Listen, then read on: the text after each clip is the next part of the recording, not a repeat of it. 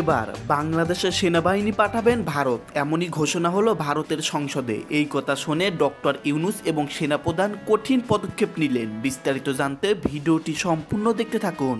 অশুভ ইচ্ছার মাধ্যমে ভারত সাম্প্রদায়িক আগ্রাসন অব্যাহত রাখলে বাংলা, বিহার, ওড়িশার দাবি করবে বাংলাদেশ। সরকারকে অস্থিতিশীল করতে ষড়যন্ত্র হচ্ছে বলে মন্তব্য করেছেন বিএনপির নির্বাহী। At the United Nations from the beginning, with us, right from the beginning. অন্তর্বর্তী সরকারের প্রধান উপদেষ্টা ডক্টর মোহাম্মদ ইউনূসের সাথে আজ সংলাপে বসবে বিএনপি এবং জামায়াতে ইসলামী। মিথ্যা অপবাদ দিয়ে মিথ্যা কথা বলে বাংলাদেশের মানুষকে আবার বিপদে ফেলার চেষ্টা করা হচ্ছে। যে বাংলাদেশে বড় কিছু ঘটতে যাচ্ছে। সেনাপ্রধানের ঘোষণার পর গতকালকে যুক্তরাজ্যের সতর্কবার্তা, আর এর পরপরই সেই সতর্কবার্তা যে আসলে সত্যি হতে যাচ্ছে সেটারই দৃশ্যপট বা আলামত আমরা একাংশে দেখতে পেলাম। তাদের দেশের পার্লামেন্টে এবার আমাদের দেশে শান্তিরক্ষী পাঠানোর জন্য ভারত সরকারের, মোদীর সরকারের হস্তক্ষেপ চাওয়া হচ্ছে। ভারত ইস্যুতে রাজনৈতিক দলগুলোর সঙ্গে বৈঠকে বসছেন প্রধান উপদেষ্টা।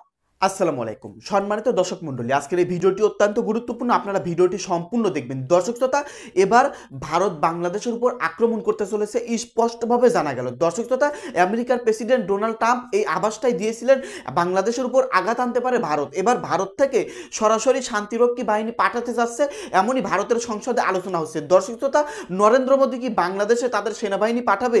আপনাদের কাছে কি মনে হয়? যাই হোক, আজকের এই ভিডিওটি দেখলেই আপনারা রীতিমতো অবাক হয়ে যাবেন। আজকের এই ভিডিওতে চাঞ্চল্যকর তথ্য পাবেন ভারত কি করতে চলেছে বাংলাদেশকে নিয়ে, আর বাংলাদেশ সরকার ডক্টর ইউনূস এবং সেনাপ্রধান ওয়াকারুজ্জামান কি অ্যাকশনে যাবেন, কি পদক্ষেপ নেবেন, সকল কিছু মিলিয়ে আজকের এই ভিডিওটি অত্যন্ত গুরুত্বপূর্ণ। আপনাদের দেখার জন্য অনুরোধ করতেছি। তো বেশি কথা না বাড়িয়ে আমরা ভিডিও ক্লিপে চলে যাই, আপনারা মনোযোগ সহকারে ভিডিওটি দেখতে থাকুন। বাংলাদেশ নিয়ে পশ্চিমা দেশগুলো একের পর এক প্রতিবেদন দিচ্ছে যে বাংলাদেশে বড় কিছু ঘটতে যাচ্ছে।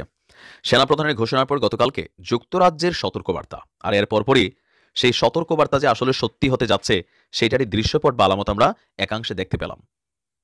আপনাদের খেয়াল থাকার কথা যে আমাদের সেনাবাহিনী গেল এই সরকার পতনের পর একটা অভিযান চালিয়েছিল পাহাড়ি জঙ্গল সহ বিভিন্ন জায়গাতে, যেখান থেকে 179 জন কুকি চীন যারা আছে, যারা এই মুহূর্তে আমাদের এই পাহাড়ি এলাকাগুলোতে ঘাপটি মাইরা বৈশা বাংলাদেশ এবং পাহাড়ি বাঙালি এরকম নানান ইস্যুতে তারা কিন্তু দেশে অস্থিরতা তৈরি করছে। ইভেন তাদের সাথে আন্তর্জাতিকভাবে ভারতের বিভিন্ন সংগঠন, মিয়ানমারের বিভিন্ন সংগঠন, এদের কিন্তু কানেক্টিভিটি আছে, আর এরা সকলে মিলে বাংলাদেশকে অস্থিতিশীল করতে চায়। এরপরেও হয়তো আরো অনেক ঘটনা আছে। তো কেন যে যুক্তরাজ্য সতর্কবার্তা দিচ্ছে দেখেন, কালকের এই নিউজটার সাথে সাথে বেশ কয়েকটা নিউজ কিন্তু আপলোড হওয়া শুরু হয়েছে। গোলাগুলির কারণে সাজেক থেকে ফিরতে পারেনি পর্যটকরা, ভ্রমণে নিরুৎসাহিত। বুঝতে পারছেন এখন গোলাগুলিটা কে কই থেকে এই মুহূর্তে হচ্ছে? যুক্তরাজ্য কিন্তু বলছিল রাঙামাটি, খাগড়াছড়ি, পার্বত্য চট্টগ্রাম, বান্দরবান, এই যে এরিয়াগুলোতে এখানে অস্থিতিশীল ঘটনা ঘটবে। সেখানে পুলিশ স্টেশন, সেখানে রাজনৈতিক সমাবেশ, ধর্মীয় যে প্রতিষ্ঠান আছে, যে কোনো জায়গায় একটা অনাকাঙ্ক্ষিত ঘটনা ঘটতে পারে। রাঙামাটি হচ্ছে তার মধ্যে সেই রেড জোনের একটা। রাঙামাটির বাঘাইছড়ি উপজেলায় সশস্ত্র আঞ্চলিক সংগঠন ইউপিডিএফ এবং জেএসএস এর মধ্যে গোলাগুলিতে রমেশ চাকমা নামক ইউপিডিএফ এর এক সশস্ত্র সদস্যকে গুলি করে হত্যা করা হয়েছে। এই পাহাড়ের মধ্যে বেশ কয়েকটা সংগঠন আছে যারা নিজেরা এই পাহাড়ের দখলদারিত্ব নিতে চায়, সেখানে বসবাস করা মানুষদের জীবনকে অস্থির করে দিয়ে রাখছে। এরা মাঝে মাঝে সমতলে নেমে আসে, এখানেও এসে নানান ধরনের অপকর্ম করে। রাঙামাটির বাঘাইছড়ি উপজেলার নির্বাহী কর্মকর্তা বলছেন যে বিষয়টা নিশ্চিত করে বলছেন যে জেলা প্রশাসনের তরফ থেকে নিরাপত্তাজনিত কারণে সাজেক ভ্রমণে নিরুৎসাহিত করা হয়েছে এবং গোলাগুলির কারণে গতকালকে বিকেলে কোনো পর্যটকবাহী গাড়ি খাগড়াছড়ি ফিরতে পারেনি। পরিস্থিতি সম্পর্কে উপজেলা নির্বাহী কর্মকর্তা বলছেন, সাজেক এবং এর আশেপাশের এলাকায় আইন শৃঙ্খলার সার্বিক পরিস্থিতি, পর্যটকদের নিরাপত্তার কথা বিবেচনা করে সাজেক ভ্রমণে আপাতত বন্ধ করার নির্দেশনা দেওয়া হয়েছে। যে সকল পর্যটক সাজেক থেকে ফিরতে পারেননি তাদের ফেরার বিষয়ে আগামীকালকে পরিস্থিতি বিবেচনা করে সেনাবাহিনী অথবা পুলিশের সহযোগিতায় অথবা বিজিবির মাধ্যমে তাদেরকে সেখান থেকে বের করা হবে। এলাকা নিয়ন্ত্রণে কয়েকদিন ধরে সাজেক এবং মাচালং এলাকায় সন্তুল আরমার, জেএসএস এবং প্রসিদ্ধ খিসার ইউপিডিএফ এর মধ্যে দফায় দফায় গোলাগুলির ঘটনার খবর পাওয়া গেছে। আর 1.5 মাস নিষেধাজ্ঞার পর গেল 5ই নভেম্বর সাজেককে উন্মুক্ত করে দেওয়ার পরে এখানে দেখা গেছে যে আপনার আবারও এই ধরনের আঞ্চলিক যেই বাহিনীগুলো আছে এরা নানানভাবে ক্ষমতার পালা বদলে হোক, যে কোনো কারণে হোক, আবারও উল্টাপাল্টা অবস্থানে আছে।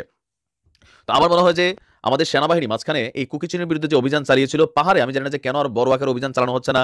এই যে বিভিন্ন গোষ্ঠী টুষ্টির নামটাম আছে, এগুলারে শক্তভাবে ব্যালেন্স করতে না পারলে এই চট্টগ্রাম, আপনি দেখেন ভারত কথায় কথায় কিন্তু চট্টগ্রাম ইস্যুটা আনে যে চট্টগ্রাম নিতে হবে, এটা করতে হবে, সেটা করতে হবে। আর এই চট্টগ্রাম থেকে বেশিরভাগ অস্থিতিশীল ঘটনা, পাহাড়ি ঘটনা কিন্তু এখান থেকে শুরু হয়। কারণ দুর্গম বন জঙ্গল, আইনশৃঙ্খলা বাহিনী সেখানে অভিযান চালাতে গেলে নানান ঝামেলায় পড়তে হয়। আর আওয়ামী লীগ সরকারের সময় আমরা বিভিন্ন সময় শুনতাম পাহাড়ে বিভিন্ন ধরনের সন্ত্রাসীদের আস্তানা পাওয়া যাচ্ছে, তখন এটা নিয়ে অনেকে হাসি ঠাট্টা ট্রল করতেন, শেখ হাসিনার সমালোচনা করতেন, সেনাবাহিনী নিয়েও সমালোচনা করতেন। কিন্তু এখন এই যে ঘটনা হচ্ছে, এখন যে গ্রেপ্তার করতেছে, এখন মনে হচ্ছে সব সত্য, তাই না? ঘটনা কিন্তু আসলেই সত্য ছিল, অনেক আগ থেকে চলছিল, কিন্তু বিষয়টাকে কেউ আন্ডার এস্টিমেট করছে, আবার কেউ সিরিয়াস নিছে। সেনাবাহিনী র্যাব বিভিন্ন সব অভিযান চালাচ্ছে, তার মানে অভিযানগুলো এখন সত্য। যে পাহাড়ের বিভিন্ন দেখা আমরা ভাবতাম যে ওই র্যাব মনে হয় এটা একটা নাটক করতেছে, এগুলো নিয়ে সোশ্যাল মিডিয়াতে আলোচনা হয় নাই, এখন তো বোঝা যাচ্ছে পশ্চিমা রাজ্যগুলো সতর্কবার্তা পাঠাচ্ছে, মানে কি ঘটনা কিছু একটা ঘটবে। তো সেনাবাহিনীর উচিত, বিজিবির উচিত যৌথভাবে পুলিশ, র্যাব ট্যাব যা আছে নিয়া হেলিকপ্টারের প্রয়োজনে আরো 50টা 100টা লাগাইয়া পাহাড়ে একটা বড় ধরনের অভিযান পরিচালনা করা, এদের যে আস্তানা আছে সবকিছু গুড়াই দিতে হবে। দিন শেষে বাংলাদেশ সকলের, বাংলাদেশকে অস্থিতিশীল করার জন্য দেশি বিদেশি সকল ষড়যন্ত্রকে নস্যাৎ করতে হবে। আর আন্তর্জাতিক যে ডাটাগুলো আসতেছে এগুলোকেও ফোকাসে রাখ। বাংলাদেশ সরকারের পক্ষ থেকে তীব্র প্রতিবাদ জানানোর আমরা আহ্বান জানাচ্ছি। নাগরিক পর্যায়ে আমরা অনেক ধরনের বক্তব্য দিচ্ছি, কিন্তু এগুলোতে আসলে ভারত সরকার কনসার্ন করবে না আনটিল আমাদের সরকার যদি শক্তভাবে কথাগুলো না বলে। এই দেশে যেহেতু এই মুহূর্তে সংসদ কার্যকর নেই, আমাদের উপদেষ্টা পরিষদের যে বৈঠক হয় এটি বেসিক্যালি আমাদের ছায়া সংসদ হিসেবে কাজ করছে। আপনি দেখেন মমতা দিদির যে বক্তব্যটা, এটা নিয়ে যখন সমালোচনা হচ্ছে, আমাদের পক্ষ থেকে নানান বক্তব্য দেওয়া হচ্ছে, ভারত আসলে আমাদেরকে বৃদ্ধাঙ্গুলি দেখাচ্ছে। কারণ তাদের দেশের পার্লামেন্টে এবার আমাদের দেশে শান্তিরক্ষী পাঠানোর জন্য ভারত সরকারের, মোদির সরকারের হস্তক্ষেপ চাওয়া হচ্ছে। যেটা দরকার ছিল বলে না, ঠিক আছে, মমতা বলছে, তিনি আনঅফিসিয়ালি এই বক্তব্যটা দিয়েছিলেন একটা প্রোগ্রামে গিয়ে সাংবাদিকদের প্রশ্নের মুখে, কিন্তু একটা দেশের ন্যাশনাল পার্লামেন্টে যখন আরেকটা দেশে শান্তিরক্ষী বাহিনী পাঠানোর জন্য বক্তব্য আসে, সেটা কতটুকু অধ্যত্বপূর্ণ। যদিও তারা চাইলেও কোনো লাভ নাই, কারণ শান্তিরক্ষী বা শান্তি বাহিনী তখনই আসে যখন ওই দেশের সরকার জাতিসংঘের কাছে সাহায্য চায় যে আমার দেশে শান্তিরক্ষী বাহিনী দরকার ল অ্যান্ড অর্ডার ব্যালেন্স করার জন্য। আমাদের দেশে ভারতের যে হাই কমিশনগুলো আছে চট্টগ্রামে, ঢাকাতে কি পরিমাণ পুলিশ প্রোটেকশন, কি পরিমাণ নিরাপত্তা দেওয়া হচ্ছে, কিন্তু ভারতে বেশ কয়েকটা জায়গায় আমাদের হাই কমিশনগুলোতে আক্রমণ ঘটেছে। এখন পর্যন্ত বাংলাদেশে ভারতের কোনো জনগণের উপরে হাত তোলা হয়নি, কিন্তু ভারতে আমাদের দেশের জনগণের উপরে কিন্তু অলরেডি হাত তোলা হয়েছে। এই খেলাগুলা ভারতের বোঝা উচিত যে এটা একটা এক্সট্রিম লেভেলে তারা নিয়ে যাচ্ছে, যেটা বাংলাদেশের মানুষ পছন্দ করছে না। দর্শক, বাংলাদেশের ধর্মীয় সংখ্যালঘুদের টার্গেট করা হচ্ছে, এই দাবিতে জাতিসংঘের শান্তিরক্ষী বাহিনী পাঠানোর প্রস্তাব উঠেছে ভারতের পার্লামেন্ট লোকসভায়। গতকালকে লোকসভায় এমন প্রস্তাব উত্থাপন করেন মমতা বন্দ্যোপাধ্যায়ের রাজনৈতিক দল তৃণমূল কংগ্রেসের সংসদ সদস্য সুদীপ বন্দ্যোপাধ্যায়। অপরদিকে বিজেপির শুভেন্দু, তিনিও কিন্তু এটার পক্ষে। তিনি ভারতের কেন্দ্রীয় সরকারের প্রতি আহ্বান জানিয়ে বলছেন, সরকারের উচিত বাংলাদেশে শান্তিরক্ষী পাঠাতে জাতিসংঘের কাছে আবেদন করা। এর আগে মমতা মুখার্জি তিনি একই বক্তব্য দিয়েছিলেন। লোকসভায় বক্তৃতা দেওয়ার সময় সুদীপ বলছেন, বাংলাদেশে হিন্দু সহ সংখ্যালঘুদের নির্যাতন এবং হত্যা করা হচ্ছে। তোমার কোন আত্মীয়রে বাংলাদেশে এই মুহূর্তে হত্যা করা হয়েছে? কোথায় নির্যাতন হচ্ছে? পুরানা ভিডিও তাদের নিজের দেশের পশ্চিমবঙ্গের বর্ধমান জেলার একটা মন্দির ভাঙার ভিডিও বাংলাদেশের ভিডিওগুলো চালাইয়া ভাইরাল টাইরাল কইরা পরে ফেসবুকের ফ্যাক্ট চেক বলছে যে এটা তো কলকাতার ভিডিও বা এটা বাংলাদেশের না, কিন্তু কলকাতার মানুষ তোকে যে দেখো মন্দির টন্দির ভাইকে বাংলাদেশে কি হচ্ছে, এগুলো কি আমি বানাই বলতেছি না, প্রমাণিত। তারপরে বলছে যে আপনার ভারতের উচিত এর বিরুদ্ধে পদক্ষেপ নেওয়া। বাংলাদেশ কি ভারতের জায়গির রাজ্য নাকি অঙ্গরাজ্য যে ভারত সরকার পদক্ষেপ নেবে? অবিলম্বে প্রতিবেশী দেশে শান্তিরক্ষী প্রেরণের জন্য আবেদন করতে হবে। আরো বলছে, বাংলাদেশ আমাদের প্রতিবেশী দেশ, আমাদের পশ্চিমবঙ্গ রাজ্যটিও সংযুক্ত। বাংলাদেশের নিকটবর্তী প্রতিবেশী হওয়ায় পশ্চিমবঙ্গ সেখানকার ঘটনার দ্বারা সরাসরি প্রভাবিত হয়। অতীতেও শরণার্থীদের আগমন ঘটেছে, এখন নাকি ঢল নামছে এদের দেশে। তার বক্তব্য হচ্ছে, পশ্চিমবঙ্গ সরকার একটি প্রস্তাব উত্থাপন করেছে এবং তারা এই বিষয়ে কেন্দ্রের সঙ্গে একত্রে কাজ করবে এবং কেন্দ্রের নেওয়া সিদ্ধান্তের প্রতি সমর্থন জানাবে। বাংলাদেশের বর্তমান পরিস্থিতি সম্পর্কে ভারতের অবস্থান পরিষ্কার করতে হবে এবং পররাষ্ট্রমন্ত্রী এস জয়শঙ্করেরও একটা বিবৃতি তারা দাবি করেছে। মানে এদের অ্যাক্টিভিটিস দেখে মনে হচ্ছে বাংলাদেশ ভারতের অঙ্গরাজ্য, এখানে কি ঘটবে না ঘটবে, এখানে কারা কি করবে না করবে, এটা ভারত সরকার তাদের লোকসভায় বা তাদের পার্লামেন্ট বা কংগ্রেসে বসে তারা সিদ্ধান্ত নিবে। এত সস্তা এদের অ্যাক্টিভিটিস দেখলে তো এরকমই মনে হচ্ছে। আর আমরা মাস্টার্স পাঠাচ্ছি, এগুলো সম্পর্কে আসলে রাষ্ট্রীয়ভাবে তারা তাদের পার্লামেন্টে আলোচনা করতেছে। আমাদের পার্লামেন্টে বা উপদেষ্টা পরিষদ থেকে প্রধান উপদেষ্টার একটু শক্তভাবে বিবৃতি দেওয়া দরকার ভারত সরকারকে উদ্দেশ্য করে। যদিও ভারতের যিনি বাংলাদেশে আছেন হাই কমিশনের প্রণয় ভার্মা, তিনি আসছিলেন, সুন্দর কথা বলে গেছেন যে একটা ইস্যুর কারণে বাংলাদেশ ভারতের মধ্যে বন্ধুত্ব নষ্ট হবে না, এটা একটা ইস্যু। আর সবাই বলছেন যেটা পলিটিক্যাল ইস্যু। ভারত এখন যা করতেছে, এই শুভেন্দু বলেন আর লোকমেন্দু বলেন, এরা হচ্ছে তাদের রাজনৈতিক যারা সাপোর্টার আছে তাদেরকে উৎসাহিত করার জন্য। যেহেতু ভারত হিন্দু সংখ্যাগরিষ্ঠ দেশ, জনগণ এটা নিয়ে কনসার্ন করতেছে তাদের মিডিয়ার কারণে, তো সেই মিডিয়ার মানুষকে দিয়ে আরেকটু যে আমাদেরকে রাষ্ট্র ক্ষমতার দরকার, এরা কিন্তু ভোটের রাজনীতি করতেছে, কিন্তু বিপরীতে দুই দেশের জনগণের মধ্যে এরা হিংসা ছড়িয়ে দিচ্ছে, একটা উগ্রতা মেন্টালিটি তৈরি করতেছে। এরা এটা বোঝে না? অবশ্যই বোঝে। ভারতের ভাইদের উদ্দেশ্যে বলবো, বাংলাদেশ ইস্যুতে যে কোনো নিউজ দেখলে আপনি একটু যাচাই করে দেখবেন যেটা আদৌ বাংলাদেশের ঘটনা কি। মিথ্যা অপবাদ দিয়ে, মিথ্যা কথা বলে বাংলাদেশের মানুষকে আবার বিপদে ফেলার চেষ্টা করা হচ্ছে। আগরতলার ডেপুটি হাইকমিশনার অফিস আক্রান্ত হয়েছে, কলকাতায় হাই কমিশনের ডেপুটি হাইকমিশনার অফিস আপনার আক্রান্ত হয়েছে, এবং মিছিল নিয়ে আপনাদের সিলেট দিয়ে ঢোকার চেষ্টা করেছে, বেনাপোল দিয়ে ঢোকার চেষ্টা করেছে। এটা কোন ধরনের বন্ধুত্ব? এটা কোন ধরনের প্রতিবেশীর কাজ? যে এখন এই যে আপনার ফেক একটা ডিসইনফরমেশন ছড়িয়ে দিয়ে সমস্ত এই যে আমাদের স্বাধীনতা সার্বভৌমত্বকে জয় করবার যে গৌরব, যে আনন্দ, সবকিছু ম্লান করে দিচ্ছে এবং আমাদের ভবিষ্যৎ আবার অন্ধকার দিকে ঠেলে দিচ্ছে, এই বিষয়টা আপনাদেরকে সকলকে সজাগ থাকতে হবে। আজকে এই যে বিদেশি ভদ্রমহিলা, বিবিসির সম্ভবত, তিনি এসছেন এই বিষয়গুলো জানার জন্য, এমনভাবে ছড়িয়েছে চারদিকে যে বাংলাদেশে সংখ্যালঘুদের উপর অত্যাচার করা হচ্ছে, বাংলাদেশে মিথ্যা মামলা করা হচ্ছে। শেখ হাসিনা যিনি বাংলাদেশের মানুষের উপর অত্যাচার করেছেন, নির্যাতন করেছেন, খুন করেছেন, হত্যা করেছেন, 20,000 তরুণকে হত্যা করেছেন, আমাদের ইলিয়াস আলী সহ 700 মানুষকে গুম করে দিয়েছেন। আমাদের এমন কোনো নেতা নেই, আমাদের সবচেয়ে বড় আমাদের দেশনেত্রী বেগম খালেদা জিয়া, তাকে বছরের পর বছর কারাগারে আটকে রেখেছিলেন। আমাদের নেতা তারেক রহমানকে মিথ্যা মামলা দিয়ে নির্বাসিত করেছেন। সেই শেখ হাসিনাকে আজকে ভারত আশ্রয় দিয়েছে এবং সেই শেখ হাসিনা আবার তার দলবল নিয়ে ষড়যন্ত্র করছে, নতুন করে চক্রান্ত সৃষ্টি করছে বন্ধুগণ, এবং এই চক্রান্ত সৃষ্টি করে বাংলাদেশের স্বাধীনতা, গণতন্ত্র, সার্বভৌমত্ব যাচ্ছে বিনষ্ট করতে চাইছে। আজকে চিন্তা করে দেখুন, যে মহিলা একসময় প্রধানমন্ত্রী ছিলেন, সেই মহিলা 15 বছর ধরে বাংলাদেশের মানুষের বিরুদ্ধে অবস্থান নিয়েছে। সেই মহিলা আজকে ভারতে বসে, বিদেশে বসে বাংলাদেশকে কিভাবে ক্ষতি করা যাবে, কিভাবে বাংলাদেশের স্বাধীনতাকে বিপন্ন করা যাবে, কিভাবে বাংলাদেশকে আবার অন্ধকার দিকে ঠেলে দেওয়া যাবে, সেই ষড়যন্ত্র চক্রান্তে লিপ্ত হয়েছেন। এদের কি কোনো ক্ষমা করা যায়? এদের কি কখনো ক্ষমা করা যায়? বন্ধুগণ, ক্ষমা করা যায় না। তাই খুব পরিষ্কার কথা, যেটা আমি বারবার বলেছি, যে শেখ হাসিনাকে এই হত্যার অপরাধে, খুনের অপরাধে, গণহত্যার অপরাধে তার অবশ্যই দ্রুত বিচার হতে হবে এবং যারা তার সঙ্গে সহযোগিতা করেছে তাদেরও বিচার হতে হবে। বসুন্ধরা ডায়াপেন্ট এখন আরো উন্নত। এই হট এয়ার থ্রো টপশিট দ্রুত শোষণ করে সোনামণিকে দেয় কোমল অনুভূতি। ভারত আমাদের প্রতিবেশী, সবচেয়ে বড় প্রতিবেশী, আমাদের বন্ধু।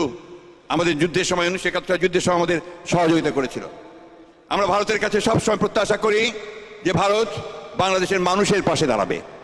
কোন একটা বিশেষ রাজনৈতিক দল আওয়ামী লীগের সঙ্গে পাশে দাঁড়িয়ে সে বাংলাদেশের গণতন্ত্রকে ক্ষতিগ্রস্ত করবে না, এই কথা আমরা প্রত্যাশা করি তার কাছ থেকে। আমরা আশা করি যে ভারত তার যে অতীতে যে ভুল করেছে এবং বাংলাদেশের মানুষের সঙ্গে যে বিচ্ছিন্নতা সৃষ্টি করেছে, এটাকে তারা কাটিয়ে ওঠার চেষ্টা করবে এবং তাদের এখন যে কার্যকলাপ যারা বাংলাদেশের বিরুদ্ধে করছে, সেই কার্যকলাপগুলোকে তারা বন্ধ করবে। আমাদের খুব কষ্ট হয় যখন আমরা দেখি অহেতুক মিথ্যা অপবাদ দিয়ে, মিথ্যা কথা বলে বাংলাদেশের মানুষকে আবার বিপদে ফেলার চেষ্টা করা হচ্ছে। আগরতলার ডেপুটি হাইকমিশনার অফিস আক্রান্ত হয়েছে, কলকাতায় ডেপুটি হাইকমিশনার অফিস আপনার আক্রান্ত হয়েছে, এবং মিছিল নিয়ে আপনাদের সিলেট দিয়ে ঢোকার চেষ্টা করেছে, বেনাপোল দিয়ে ঢোকার চেষ্টা করেছে।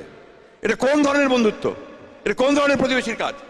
আমরা তাই আবারও আজকে এই সভা থেকে ভারতবর্ষকে অনুরোধ জানাতে চাই, তাদের কাছে আমরা নিবেদন করতে চাই যে আপনি অনেক বড় দেশ, কিন্তু তাই বলে এই বাংলাদেশ যে যুদ্ধ করে স্বাধীন হয়েছে, যে সংগ্রাম করে, লড়াই করে, যে গণতন্ত্রকে আদায় করে নিয়েছে, যারা বুকের রক্ত দিয়ে তাদের অধিকারকে আদায় করেছে, তাদেরকে খাটো করে দেখে বাংলাদেশের বিরুদ্ধে দাঁড়াবেন না, কারণ বাংলাদেশের মানুষ কখনোই তা মেনে নেবে না। ভারত ইস্যুতে রাজনৈতিক দলগুলোর সঙ্গে বৈঠকে বসছেন প্রধান উপদেষ্টা। বাংলা ট্রিবিউনের খবর, আজকে সবগুলো মানে অনলাইন পত্রিকা এবং অন্যান্য পত্রিকাতেও খবর এটি যে আজকে গুরুত্বপূর্ণ একটি বৈঠক হচ্ছে, যেখানে বিএনপি সহ অন্যান্য রাজনৈতিক দল অংশ নেবে। এটা একটা ভালো, একটা ঐতিহাসিক ঘটনা ঘটতে যাচ্ছে। আমি মনে করি যে আমাদের কখনো জাতীয় ইস্যুতে কখনো বৈঠক হয় না।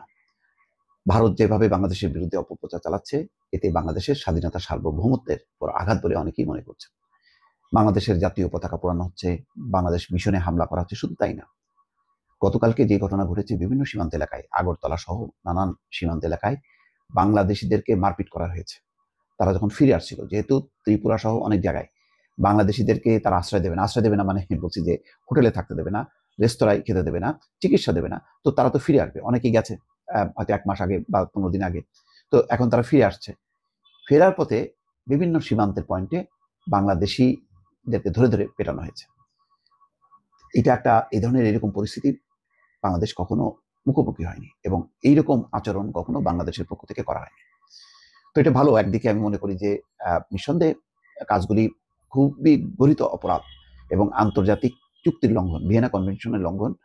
এইভাবে কোনো দূতাবাসে হামলা করা বা বিদেশি বাংলাদেশিরা তো ভারতের বিদেশি, তাদেরকে মারধর একটা আন্তর্জাতিক অপরাধ, ভিয়েনা কনভেনশন লঙ্ঘন, অনেক কিছু। তো এই ঘটনাগুলো বাংলাদেশের সকল মানুষকে আলোড়িত করেছে, রাজনৈতিক দলকে কাছাকাছি নিয়ে এসেছে। অনেক বিষয় ছিল আগে যে রাজনৈতিক বিষয়, সেটা হচ্ছে নির্বাচন বা অন্যান্য মতপার্থক্য। সম্মানিত দর্শক মণ্ডলী, আপনারা বিস্তারিত ভিডিওতে দেখতে পারলেন চাঞ্চল্যকর তথ্য। ডক্টর ইউনূস কি পদক্ষেপ নিতে যাচ্ছেন এবং সেনাপ্রধান ওয়াকারুজ্জামান কি অ্যাকশনে যাচ্ছেন। দর্শক শ্রোতা, স্পষ্টভাবে এবার জানা গেল যে ভারত বাংলাদেশের সেনাবাহিনী শান্তিরক্ষী বাহিনী পাঠাতে যাচ্ছে। এমনই সংসদে আলোচনা হচ্ছে, নরেন্দ্র মোদীর কাছে, ভারত সরকারের কাছে এমনই দাবি করতেছেন সেখানকার নেতাকর্মীরা। দর্শক শ্রোতা, এখন যদি ভারত বাংলাদেশের শান্তিরক্ষী বাহিনী পাঠায় তাহলে বাংলাদেশের সঙ্গে একটা সংঘাতে জড়িয়ে যাবে। দর্শক শ্রোতা, আজকের এই ভিডিওতে অত্যন্ত গুরুত্বপূর্ণ বিষয় নিয়ে আলোচনা হয়েছে। আপনারা বিস্তারিত প্রতিবেদন অবশ্যই দেখেছেন। দর্শক শ্রোতা, ভারত এবং বাংলাদেশের মধ্যে সম্পর্ক কি আজীবনে বন্ধুত্ব থাকবে নাকি খুব শীঘ্রই এর দুর্ঘটনা ঘটতে চলেছে। দর্শক শ্রোতা, আজকের এই ভিডিওতে আপনারা বিস্তারিত ইনফরমেশন পেলেন, বিস্তারিত চাঞ্চল্যকর তথ্য পেলেন।